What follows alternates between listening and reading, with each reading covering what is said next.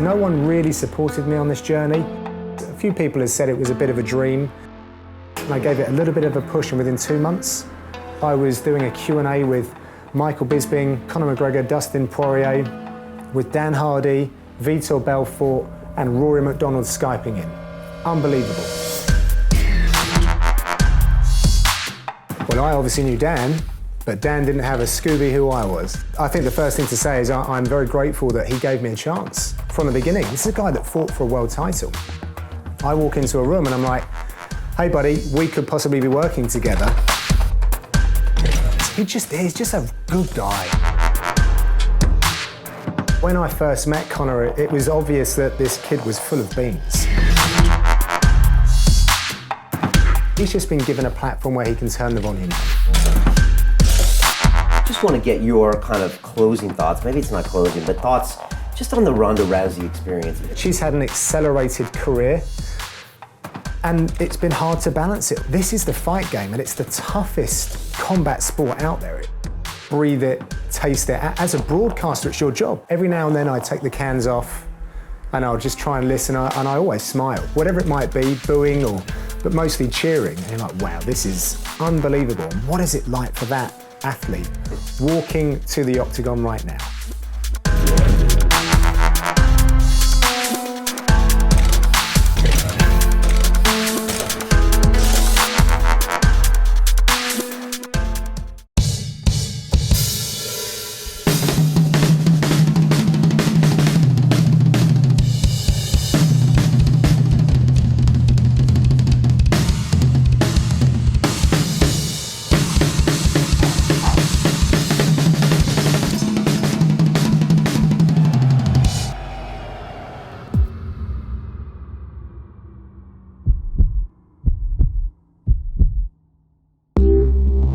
This week on the show, we have the UFC commentator, Mr. John Gooden. He is the co-pilot of our London Real friend and two-time guest, Mr. Dan Hardy. And the two of them call all the fights here for the UK and Europe, Middle East, and even Australia. John's got a fascinating story because he saw Conor McGregor grow up in an organization called Cage Warriors here in the UK from 2010. He saw him when he was green. He saw his first loss to Joe Duffy in the cage. It's amazing what he's seen Conor do. He also called the fight in Dublin in 2014 when everybody went crazy. He's seen so much of so many UFC fighters, but John doesn't have the story you would expect. There's no fairy tale here. He worked as an electrician for most of his career commentating and barely made money doing it. And it was only till recently he got the call from the UFC to be part of this major global organization. So John's story is really about not giving up on your dreams and keep doing what you love no matter what it is. Most of his friends told him he was crazy and he should give up this dream, but John really pushed for it. So I know you're gonna love this episode. He's also a triathlete, a vegan, has got lots of really great ideas about other things besides fighting. So stay tuned for this. Everything's happening here at London Real. We've got our premiere coming of Dorian Yates, Inside the Shadow. It's gonna be amazing. It will be our most watched video in the history of London Real. So we're pumped for that. And we've just announced the Business Accelerator is coming back. Yes, you wanna turn your passion into a business like I did here with London Real. Well, we're gonna show you how in 8 weeks, and you'll be having revenues generated during the course. It's impressive. We show you all of the blueprint that we took to get to where we are now. That's gonna start March 27th. More things coming soon on your email. And now I leave you with Mr. John Gooden from the UFC.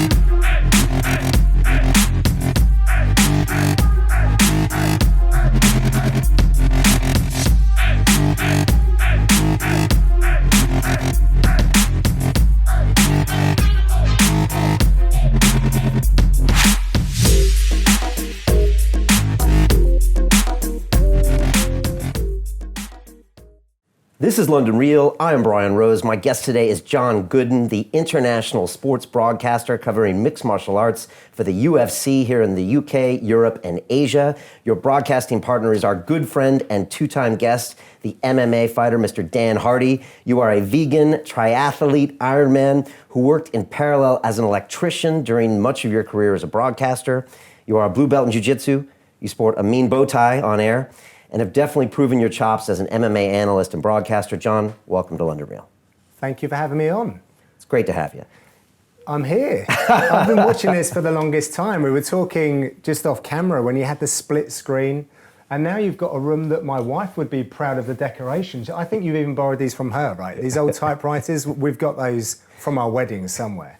So she would love this. She would approve, as do I. Thank you. You know, not many people knew us from back in the split screen days, so I appreciate the fact that you were watching. You know, yeah, with Nick and an old friend of mine, Pat Vickers. And Patrick Vickers. So yes. You know Patrick from the Cage Warriors thing, do. And I knew Patrick from the city. You know, right. He used to work at Goldman Sachs, and he was one of our clients. Right. So, he's gone back to the city, I believe. He's gone back to the city for now. We'll see. Yeah. Because he had taken time. So yeah, a lot of weird intertwined history. You know, Timothy Sheaf.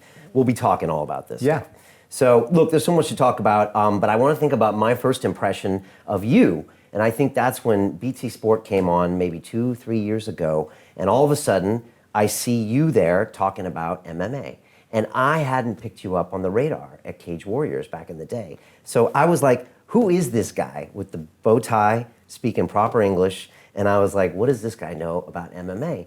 And I slowly started learning about who you were and that you actually knew what you were talking about. But at first, I just didn't register you in the community. And I was wondering if you could just tell me how that all happened. Was that strange? And do you get this reaction that I'm giving you from a lot of people?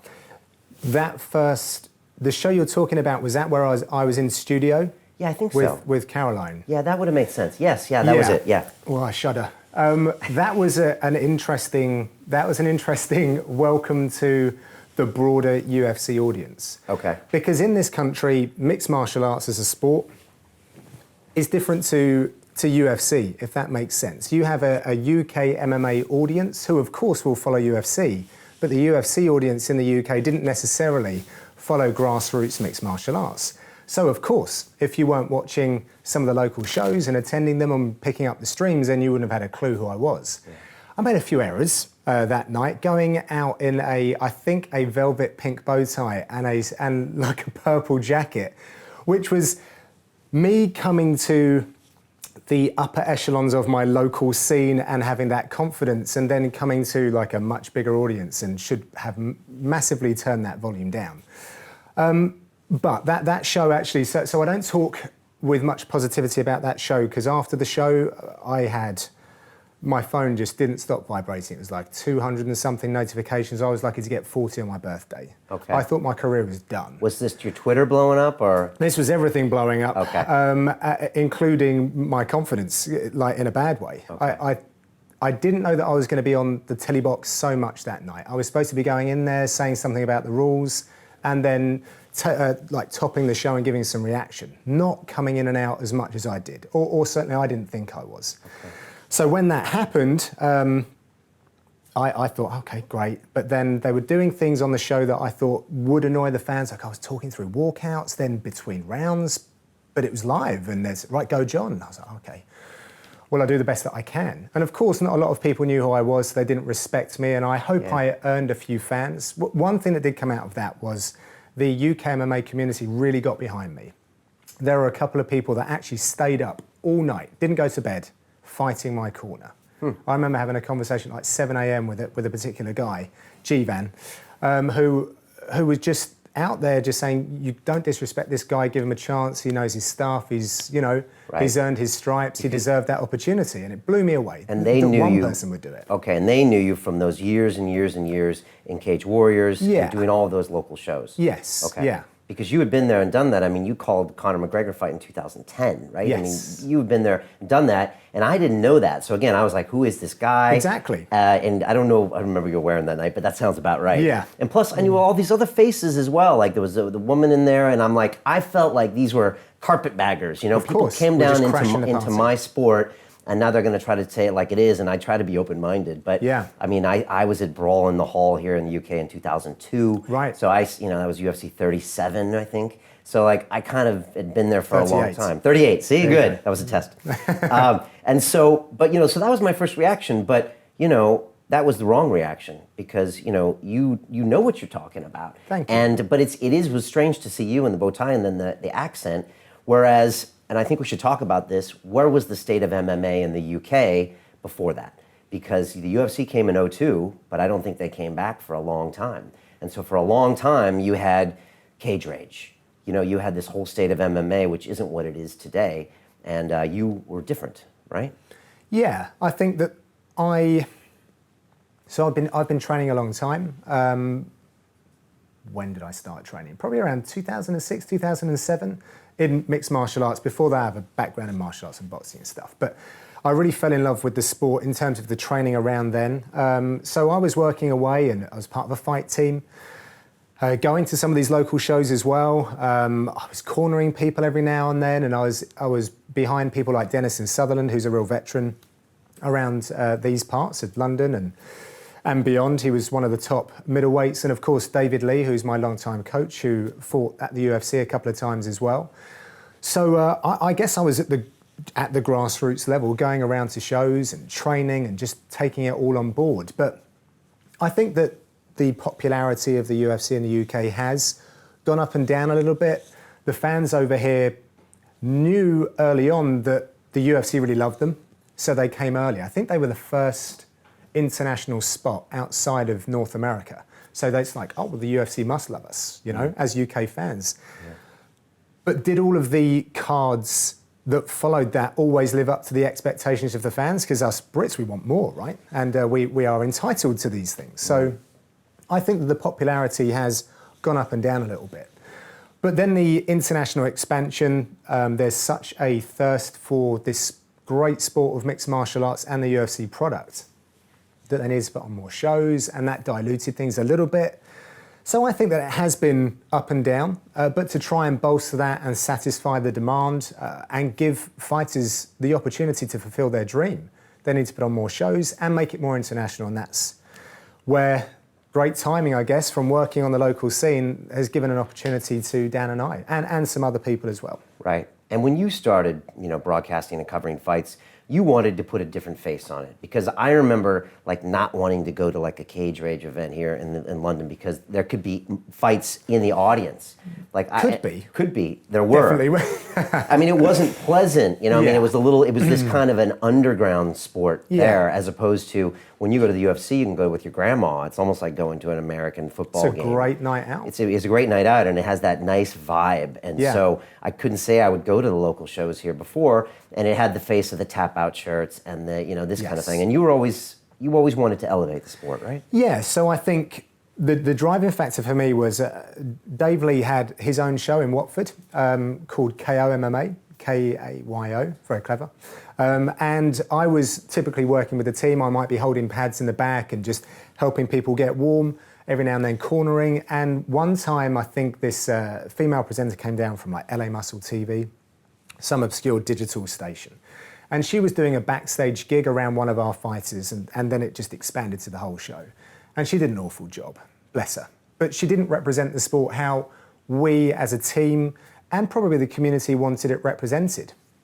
So I said to Dave, look, why don't I do that next show? And he said, well, I don't have any creative input to the content of LA Muscle TV, but why don't you do some commentary? We're putting some cameras on the cage, we're recording it, and it'd be great for the fighters to watch this back, and they can have some commentary as well. Makes it more entertaining. So I was like, okay, well, I've never really considered commentary, and it actually took me back to a time when I did harbour some interest in becoming a TV presenter after sort of early 20s. And BBC were actually looking for some commentators, and I looked at it and was like, nah, don't want to be a commentator. But found myself in this spot. So I would run around backstage while amateur guys and girls who have only had 6 months experience would be sitting there getting ready to, wide-eyed, getting ready to go into the cage. And I'll be there, so tell me something, what we got. And there it was. So that's where it started. I had a dictaphone, so big, plugged a microphone in, and it was just me, myself and I, laying down a few lyrics and that was it. And it just progressed from there. Wow. And, you know, you said your mother was always big on enunciation, language. Yes. Which is kind of crazy because, you know, you use that now all the time. Yeah. That's your IP now. I think one thing, you know, one of the closing sentences in this interview later might be how I've taken everything that I've learned, every direction, every turn, and seen the positive out of it. So my mum, when my sister and I were really young, we would have to pick up the phone if it ever rang, when we were super young, just to get us more used to that kind of thing. You were never allowed to have the TV on at the table. We would have to have conversations. We would be involved in their gatherings with friends, so we'd be interacting with adults as well. Mum was really big on that. Reading was something that she would push on us as well. She used to read bundles. So language has been a big part of things. My mum's actually half Arabic, half Irish, and so my grandma, obviously, English wasn't her first language, and I've heard her use certain terminology as an Arab, which hasn't translated perfectly, but it's been hilarious. So I've always been interested in languages and the construction of things and how people speak very properly. I've lost it a little bit. I'd like to go back, and I've even thought about elocution lessons. I nearly didn't say it correctly, you see.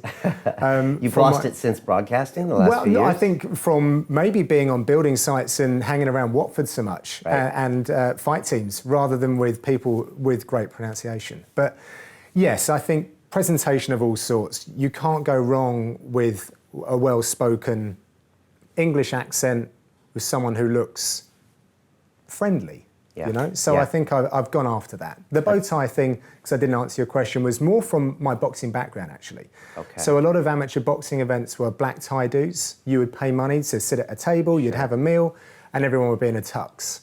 So it really was, what's the difference between mixed martial arts and boxing back, you know, late 90s, early 2000s, and coming past there? Well, tap-out T-shirts and this edgy vibe. So I just kind of went to the whole jacket and shirt, and then the bow tie came a little bit after that as well, and it stuck. So then I had a big contrast to the Cage Rage presenters who were on TV at the time, who were promoting the sport in the way that they saw fit. I'm not going to dig them out on it, but it wasn't the way that I would do it, especially when we're getting such a bad rap from the media. Let's just not play that tune anymore. Let's just sit back and be a little bit more BBC about it. Yeah, yeah. It's funny, Steve Jobs said, I think at a graduation speech, that, you know, when you look back at your life, you can connect the dots, you know, but when you look forward, you can't. So, you know, your mom having you do that, you know, and now your interest in MMA, and then boom, you did the commentating piece. You passed on the BBC gig, you know, I mean, in retrospect, those were all the right steps, you know, to get you to where you are. Yeah. But, you know, it's funny because now I see you as kind of the BBC guy, you know, and now we start to realize you actually know what you're talking about, and it's like, okay, nice. But then I hear that, you know, the whole time you're commentating for Cage Warriors, you're still working as an electrician on the side, and you're doing that just to keep this dream alive.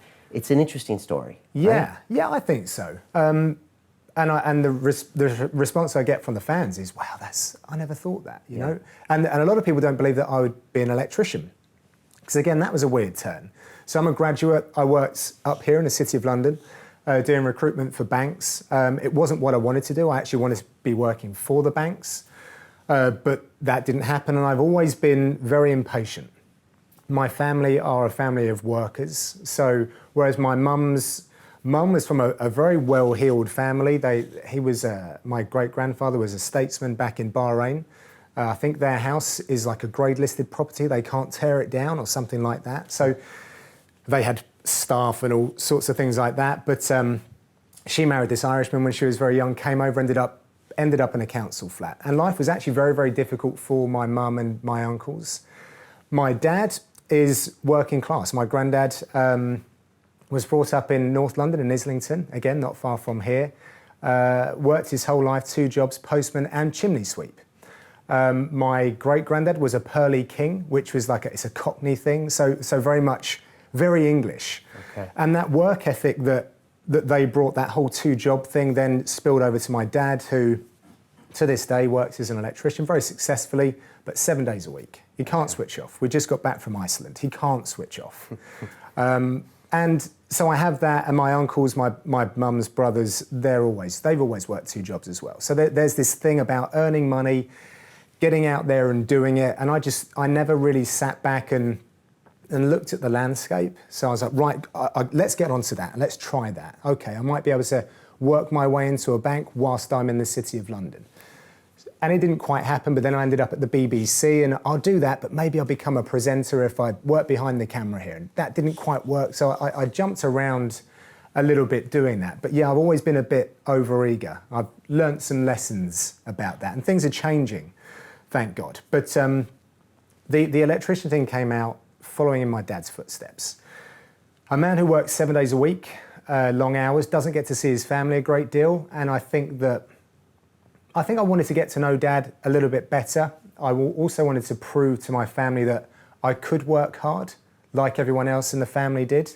Despite my dad always saying when I was young, don't use these, use this. Yeah. I ended up kind of propositioning him that I would manage the office for him, and he was like, no, you won't. If you're going to do this, you'll go back to college, you'll retrain as an electrician, and then no one can pull the wool over your eyes, and we'll grow the business from there. So I was really interested in business. I completely shifted my focus from any dreams of broadcasting, which were kind of left far behind after my little stint at the BBC didn't bear fruit in terms of being a presenter. So now I'm in the thick of it as an electrician, back at college, back learning. So again, starting again many times is a theme throughout my career, and I'm not afraid to do it. I was working with Dad 7 days a week, always trying to think about what was coming up. So I ended up getting involved in the whole solar thing when that was happening over here.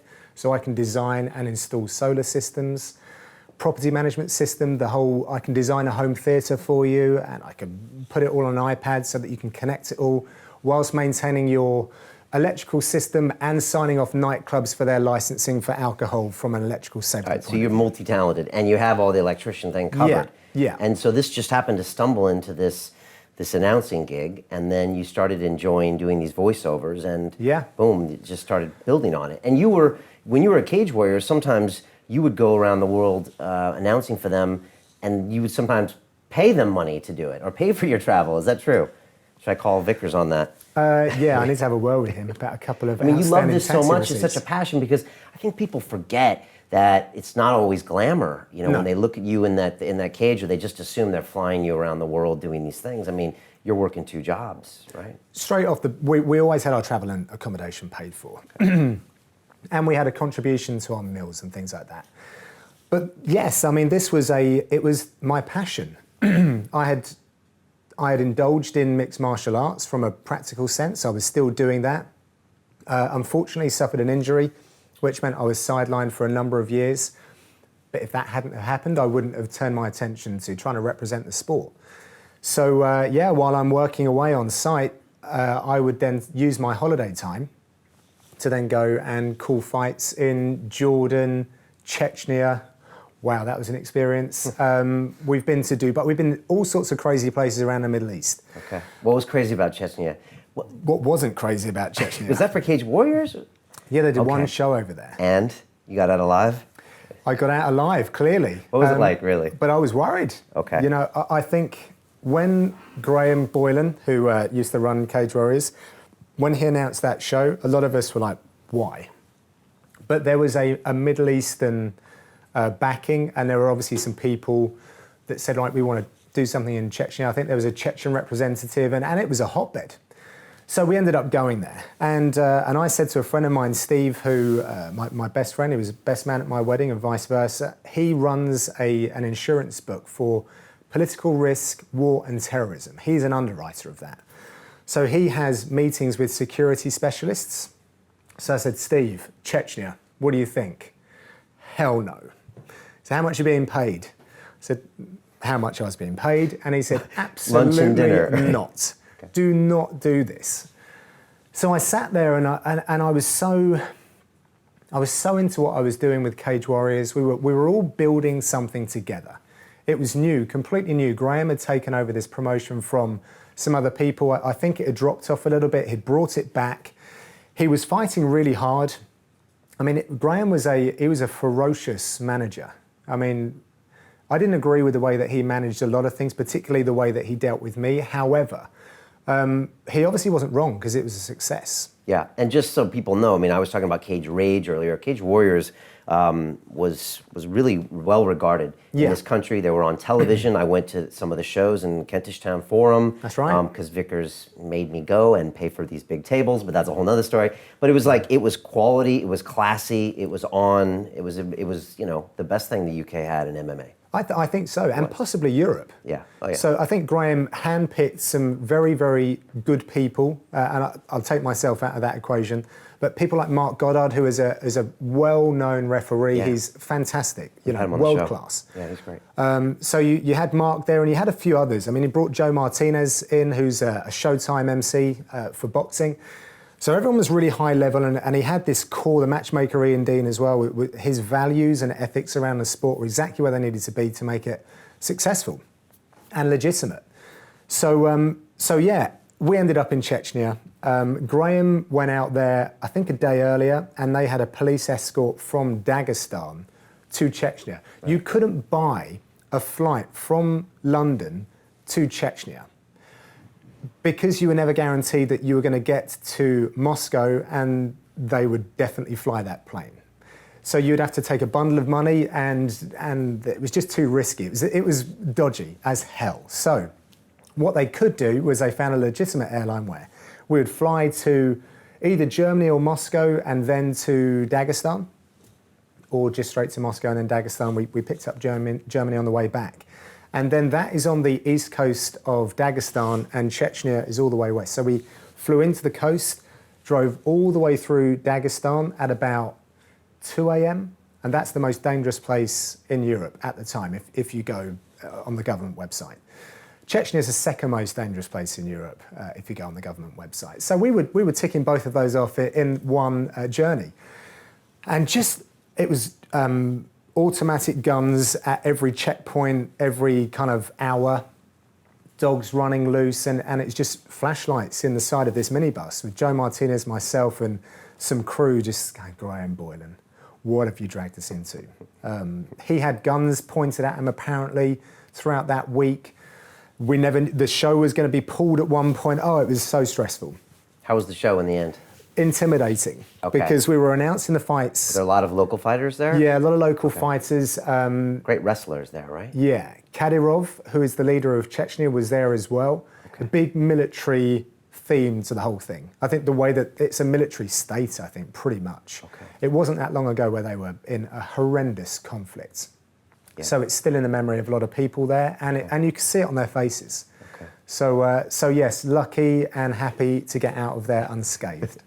Let me ask you about someone that you knew early on in Cage Warriors, and I would argue you might have the most unique perspective on Mr. Conor McGregor, because not only did you cover his fight in Dublin, which was, something out of just madness, I believe at the time, but you saw him up and coming in this organization. You called his fight with Joe Duffy that he lost in Cage Warriors. Yeah. And then you watched him emerge after that. Yeah. And like lately there's been some videos on YouTube where you see this really young Conor McGregor, and it's these old shots, maybe it's from Cage Warrior interviews, I don't know, where you see this guy without the persona and the cockiness, and he's just talking, and you can tell he loves it. You can tell he just loves mixed martial arts. And then you see him coming up. What was it like to watch him coming up? Did you know there would be something special there? And what's it's been like to watch him now that you're both in the UFC?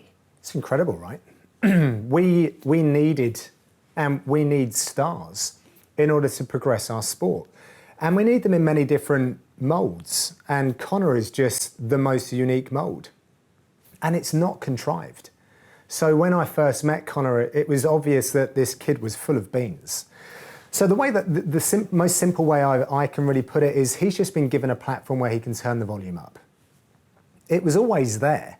He just needed an opportunity to really express himself, both in terms of a martial artist and then this other side, his character, which is fantastic. It's a beautiful thing to have watched.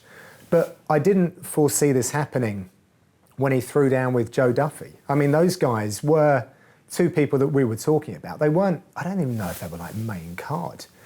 And it was just these two guys that just clashed super quickly in the middle of I think that clash, or Duffy got a cut, and it was over within, seconds.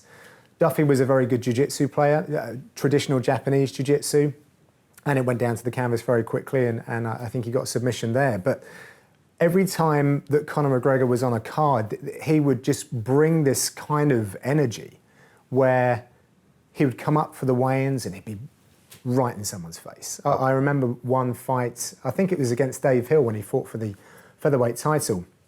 Brooke, who is one of the very lovely cage girls at Cage Warriors, she was thrown off of the stage, the backdrop went flying, and McGregor he just shot onto that stage, and Dave Hill didn't know what was going on. I mean, he was a talented martial artist and a really nice guy. And he just wasn't ready for that. And he lost it there and then, in that moment. He was getting into people's heads even back then? Still, yeah. Okay. It's been working for him for years. Okay. But when you add the audience, when you add the lights, when you add the cameras, and you turn that volume up, that intimidation factor, and what a beautiful orator. I mean, people don't always look at what he actually says. They just listen to it. They don't hear it. But the bits that are always played about, we're here to take over. I'm doing it with the Irish behind me, and I'm not saying it's calculated, but brilliant. Right. You've just enlisted an army. Yeah. Because they are a smaller nation, and they're passionate, and I think that they needed. From speaking with my Irish friends, they needed something in this time period to really help them through some of the hardship that I think a lot of people have been experiencing around Europe. And I like to call him a European as well. He would probably hate that, but we'll take it. And it's been fascinating. He's a wonderful study. I get to interview him quite a lot because I do producer work as well for the UFC. But commentating on that fight, 2014 in Dublin, was probably the highlight of my career for a few different reasons. Can you describe what it was like being there? It was sensational. It was bonkers, madness, intense, hot. Yeah. Because Conor had won 2 or 3 in a row in the UFC now at this point. Yeah. And he was fighting, it was like Brandao was number 7 ranked. He was just making his way up, right? Yeah, yeah. And first time his UFC is in Dublin, maybe, or second time? Yeah, it come back, yeah. But it was a smaller arena for the UFC. I think it was like 9,000-10,000 that were fitting in there. But they tried to put as many as they could because, again, the audience were very close to us. And I just remember looking around, and it wasn't just Conor that created the atmosphere that night. It was all of the Irish guys plus Gunnar Nelson, because they cleaned up. They all won. From the very first fight, they created this momentum, and the Irish just loved it. They lapped it up. It was absolutely fantastic. That level of support is you just got to give them a round of applause. Give yourselves a pat on the back, because you fans are just brilliant and will come back for this, no doubt.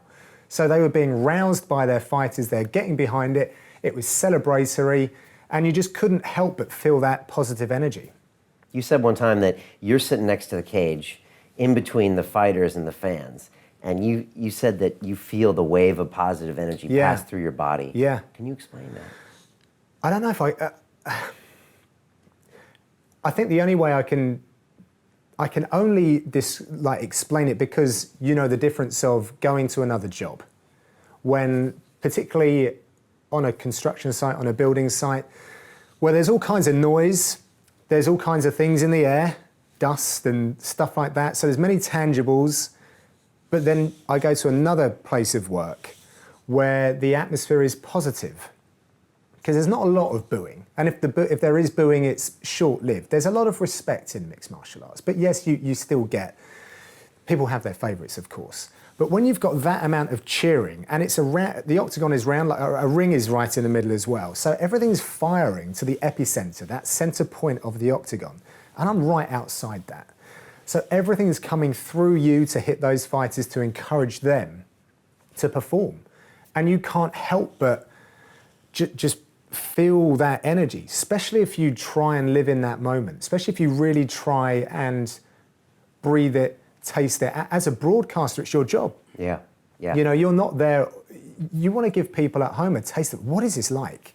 Sometimes that's hard because you're fiddling with volume buttons because you need to hear your producers and directors and all of this kind of stuff. So you put them down a little bit, but every now and then I take the cans off and I'll just try and listen, and I always smile, whatever it might be, booing but mostly cheering. And you're like, wow, this is unbelievable. And what is it like for that athlete walking to the octagon right now?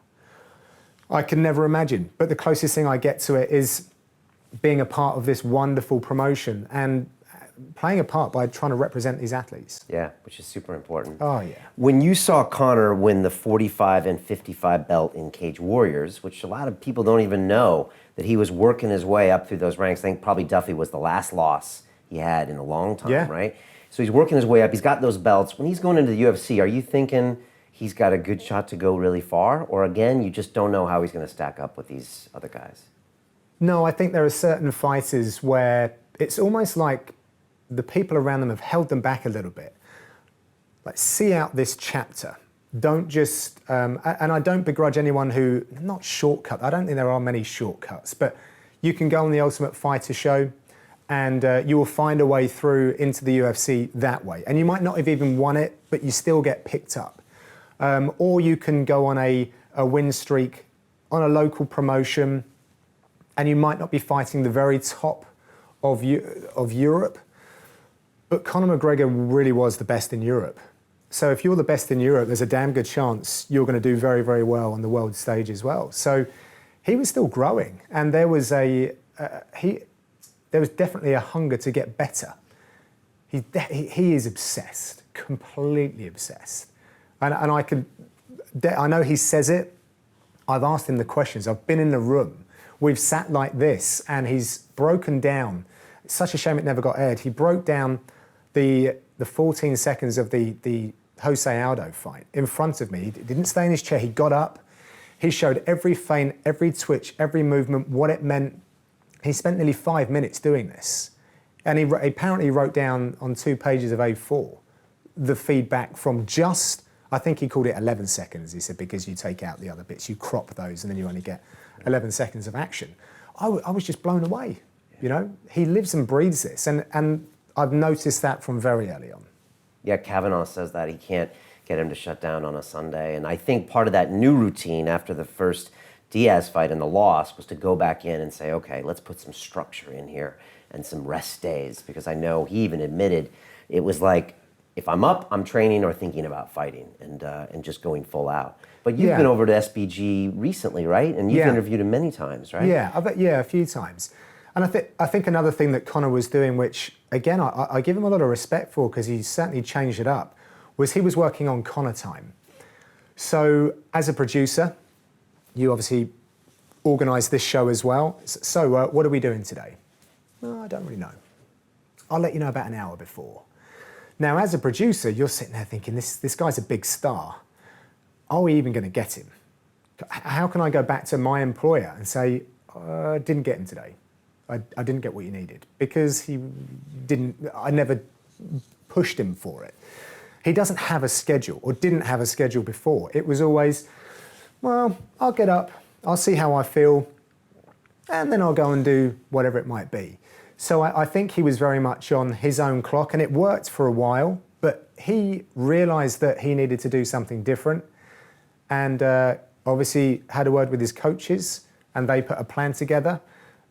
And if anyone was starting to doubt John Kavanagh at that point, he just put another few stripes on his coat by coming up with another way of managing the most popular, fastest growing, highest profile, all bar Ronda Rousey athlete that we have in combat sports, and Mayweather probably if we bring him in the boxing thing.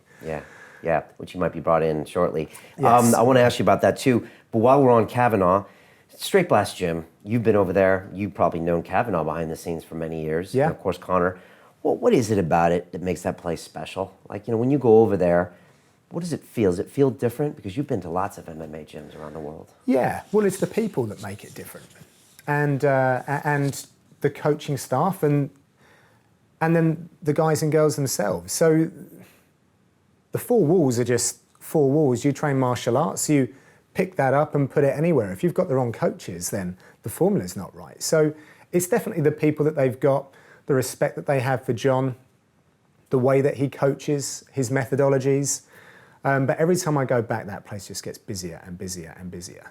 It actually ended up on a Dublin tourist tour. John was telling me how all of a sudden he was getting a load of non-Dubliners just coming through the door with cameras, taking loads of pictures of the gym. And then someone on the desk found out that they had put the gym on the tour of Dublin, which just goes to show you the power of what they have created there. It's unbelievable. But yeah, I really do enjoy going back there just to see how they've progressed again. And John's now got so many franchises around Ireland, which is a small place. He's got dozens of these places. His time is, the way that he has to manage his time must be very, very challenging. Very challenging. It seems like when I look at Straight Blast, and I haven't been over there to visit, but it seems like, it's a bunch of young guys, or at least they were 8 years ago, that's just decided to do things their way. So it's not grandfathered in, with an old Gracie or an old AKA or, so it's like their way of doing things, which is like a fresh look at the way they do it. So yeah, and I don't think that they're scared to try new things. Yeah. If something doesn't work, they're open to it. But John has set things up in a very clever way so that if he's not around, other people can fill in as well. He really does, I think, go back and top the cups up here and there so you can take care of that. And he just breeds that knowledge sharing and that enthusiasm. And I guess when you have the success of Conor in that gym as well, I mean, it works wonders. Yeah. It really does. Yeah, that's ridiculous. I had Ido Portal in the studio, I guess probably now 2 years ago, and we were talking about Conor. He hadn't met him yet. And, then he went and trained with him. And afterwards, he was telling me, and he told everyone that just the fact that John Kavanagh would allow him to come in and just embraced him and listened to him, he's like, I'm just really surprised because most teachers would be closed, they would be possessive. Yeah. And so it sounds like John just has a completely different vibe. Yeah, and there's an interesting one about Ido. So I'm still trying to work this out, and I don't want to take credit for something, especially if I'm wrong, but I had discovered Ido's program a long time ago, and I recently posted the email that I'd sent to whoever it was that was managing it, years and years back before he was working with Conor. Because the injury I alluded to earlier is I blew my back out. So I was trying to strengthen my core, and movement was something that I'd looked into. And this guy, Ido, was crazy. His show reel, I think it was with, I can't remember the interview that he had. Anyway, I'd seen his stuff, blown away, reached out to him. It was quite expensive at the time. I was like, I'm so injured, I don't know whether I'd even get the benefits of it. And I remember that John was talking to his students about primal movement. They would often be sat like this, bolt upright, and they would be talking about the ape movement of this, that, and the other. And I sent John a mail on Facebook saying, what about this guy? What do you think about this? And that's the kind of guy he is. He kind of attracted that knowledge sharing. So I was just a commentator. He's not my coach, but I understood from conversations we'd had that it might interest him, and I wanted to get his view.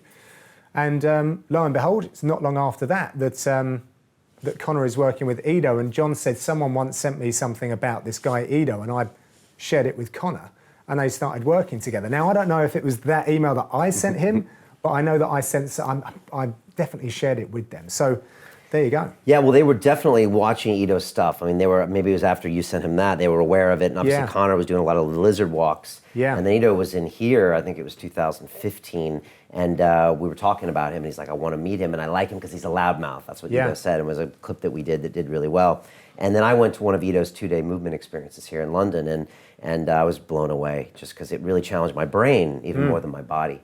And after that, I kind of did an intro to him and Kavanagh, and then I think he was with Conor a couple months later. Nice. So it just kind of moved on from there. And then I'm watching Ido and Conor doing lizard walks on the UFC Open workout, and I'm just like, this is crazy. That was like 5 months later. Again, and they're not scared to show this. Yeah.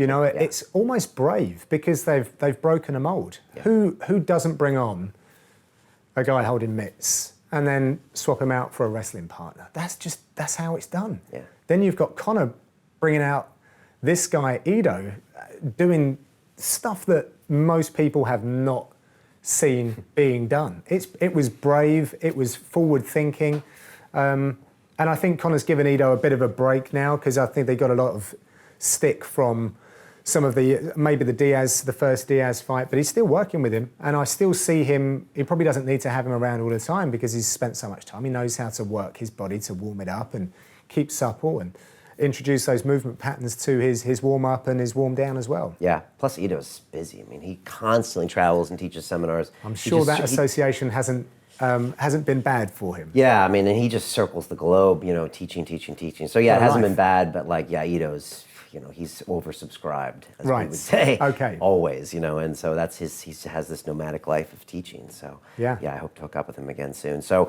I was thinking about it the other day. I'm from America, right?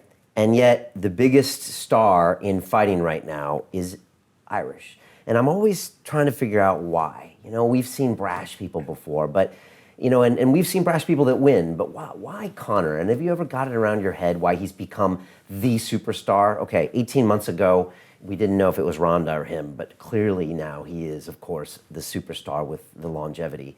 Have you figured it out? There's certainly obvious ingredients. Someone who can create a headline with every single line that he speaks. Good-looking fella, exceptional at what he does. So he has all of those things. Have you ever read the book Outliers? I know. Is it Nassim Taleb or no? Is it him? I can't. Know. I'm not very good at it's authors, not. It's but another guy. It's another guy. Yeah. This book kind of saved me a little bit because it just showed how it's sometimes down to circumstances. Like if you wanted to be a hockey player, apparently ice hockey player, you needed to be born within the months of January and March, because when you were coming up through the school program, you would physically be at your biggest, and then the guys who were born in the latter months, they were just underdeveloped. So the teachers never really invested their time in them. They didn't get the extra time on the ice, and all of a sudden, 85% of the professional hockey players were born between January and March, and it was all down to the school year and how that is figured out. I think they also said something about Bill Gates as well, and the state in which he grew up in. 3 years before or after, it would have never happened. They've said that about him exactly as well. that. So we're at a time in our sport where we'd shed quite a lot of the negativity. People were starting to give us a chance. International expansion was happening. Some of the biggest stars were kind of tailing off. Chael Sonnen was someone who was using his mouth very, very well in an articulate way. And then you've got someone who speaks with an accent who's a bit refreshing, different, and he has a wow factor. He's similar to Chael in a way, so it's like we know that works, and it just... I don't actually know, but I kind of take a timing thing as well as the core ingredients. I don't want to take anything away from Conor, just everything that he had, plus the timing, has worked out magically for him and the sport. Continue watching this fascinating conversation for free by clicking on the link below to visit our website, and I'll see you on the inside.